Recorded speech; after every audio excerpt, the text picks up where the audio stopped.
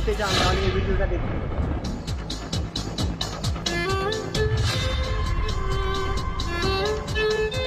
প্রীতি, এখানে তুই কি করতেছিস? আরে ইয়ার, আজকে মে দিবস না, আমি একটা কোম্পানিতে জবের ইন্টারভিউ দিতে যাব, সেজন্যই রেডি হয়েছি। তোকে তো অনেক সুন্দর লাগতেছে। আজকালকার মেয়েরা নিজে স্কিল না দেখিয়ে ওদের ফেস আর ওদের ফিগার দেখিয়ে জব করে। আচ্ছা ঠিক আছে, আমার দেরি হয়ে যাচ্ছে, আমি গেলাম। All the best.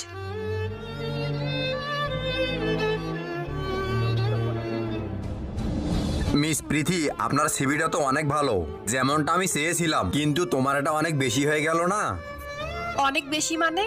এর মানে এটাই মিস প্রীতি, তুমি তোমার বুকের মধ্যে ফ্রুটস ঢুকিয়ে দিয়েছো। সো তোমাকে তো দেখতে সুন্দর লাগবেই। সো তুমি যেটা করেছো না, সেটার জন্য তোমাকে চাকরি দেবো না। স্যার, আপনি কিভাবে জানলেন আমি এগুলো করেছি?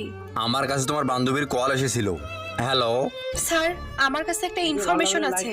আপনার কাছে একটা মেয়ে আসবে প্রীতি নামে, সে